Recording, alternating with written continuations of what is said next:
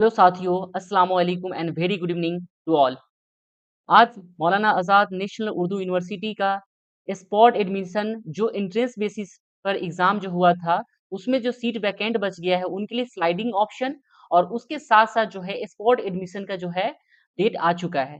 तो हम देखेंगे कि किस तरह से कहाँ-कहाँ वैकेंसी खाली है, जहाँ सीटें खाली है, वहाँ पे आप स्लाइडिंग ऑप्शन डाल सकते हैं। स्लाइडिंग ऑप्शन में आप जो है सीट जो आप कोर्स को चेंज कर सकते हैं या कैंपस को चेंज कर सकते हैं। जो भी ऑफ कैंपस है मानू का, वहाँ आप जा सकते हैं।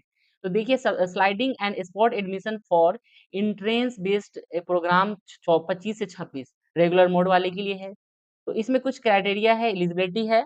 देखते हैं कि यूनिवर्सिटी जो है ऑफर कर रही है वैसे स्टूडेंट को जो रेगुलर जो है जो मानो कि जो एंट्रेंस बेसिस पे जो प्रोग्राम है उसमें उन्होंने अपीयर किया था, क्वालीफाई हुए थे और उन्हें जो है कोई भी सीट जो है अलॉट नहीं किया गया था, ठीक है ना?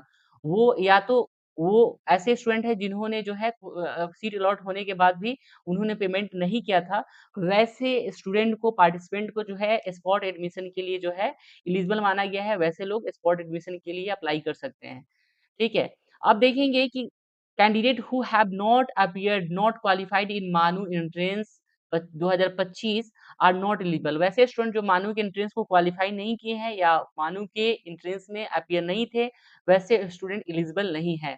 Only candidate who are present physically जो भी स्टूडेंट है वो फिजिकली प्रेजेंट होकर के जो भी डिपार्टमेंट है, सिटी है, पॉलिटेक्निक्स है, वहाँ पे वो एडमिशन के लिए अप्लाई करेंगे और candidate should note that who obtain seat in the spot admission are not eligible for the hostel admission. जो भी स्पॉट एडमिशन लेंगे, वैसे स्टूडेंट जो है हॉस्टल के लिए एलिजिबल नहीं हैं। अब देखेंगे कि स्लाइडिंग का जो लिस्ट है, वो और स्पॉट एडमिशन का लिस्ट कब डेट निकाला गया है। तो स्लाइडिंग ऑप्शन जो है 24 जुलाई से जो है ओपन हो जाएगा। 24 जुलाई मतलब 24 घंटे के लिए ये साइट ओपन रहेगा, आप स्लाइडिंग का ऑप्शन डाल सकते हैं। अब देखेंगे कि लिस्ट ऑफ स्लाइडेड कैंडिडेट 24 को आप स्लाइड करेंगे तो 25 को जो है इसका स्लाइड अप लिस्ट जो है आपको देखने को मिल जाएगा 25 को शाम तक तो आ ही जाएगा। उसके बाद है कि अब जो स्लाइड अप होने के बाद जो वैकेंसी बचेगी है तो फिर से जो है वैकेंसी जो है रिलीज़ की जाएगी। अभी मैं दिखाऊँगा कि क्या-क्या वैकेंसी है। इससे पहले जो है जब आप स्लाइड अप ऑप्शन होगा तो फिर से वैकेंसी आएगी, कहाँ-कहाँ सीट बाकी है स्लाइड अप के बाद। और उसके बाद जो है 21 जुलाई को जो है जो भी सीटीई है या जो भी मेन कैंपस डिपार्टमेंट है, पॉलिटेक्निक है वहाँ पे जो है 31 जुलाई को स्पॉट एडमिशन वाले का जो है डॉक्यूमेंट वेरिफिकेशन होगा और उसके बाद जो है आपका जो है इस पे जो भी कैंडिडेट होंगे स्पॉट एडमिशन में जहाँ-जहाँ जिनका एलिजिबल होगा, तो उनका जो है एक लिस्ट को डिस्प्ले किया जाएगा वेबसाइट पर। जो 2 अगस्त को लिस्ट आएगी, किस-किस स्टूडेंट का जो है स्पॉट एडमिशन हुआ है, नहीं हुआ है, ठीक है? वो लिस्ट आएगी। उसके बाद 2 से 3 तारीख के बीच में है अगस्त को आपको पेमेंट करना है और 4 अगस्त से जो है आपकी क्लासेस जो है स्टार्ट हो जाएगी, ठीक है ना? तो ये जो है आपका रहा कि स्पॉट और sliding list, entrance basis examination का डेट और एडमिशन और उसके बाद जो हम देखेंगे कि किन-किन स्टूडेंट का मतलब कहाँ-कहाँ सीटें खाली है, कहाँ-कहाँ अप्लाई कर सकते हैं। तो देखेंगे कि हैदराबाद कैंपस में जैसे यहाँ पे दिया गया है, ये है एंट्रेंस बेसिस का वैकेंसी कि जहाँ-जहाँ सीटें खाली है, वहाँ-वहाँ आप अप्लाई कर सकते हैं। स्लाइड अप लिस्ट के लिए डाल सकते हैं। अभी स्लाइड अप होगा और जब 26 को लिस्ट निकलेगी दूसरी लिस्ट, तो उस लिस्ट के हिसाब से आप जो है स्पॉट एडमिशन के लिए डालेंगे। पीएचडी वाले जो है स्लाइड अप के लिए अपेयर नहीं है। और उसके साथ-साथ कहा गया है कि जो फर्स्ट प्रेफ़रेंस में जिनको जो भी ऑप्शन दिया गया था, अगर उनको मिल चुका है, सीट अलॉट हो चुका है, तो वो स्लाइड अप के लिए एलिजिबल नहीं है। वो स्लाइड अप नहीं कर सकते हैं।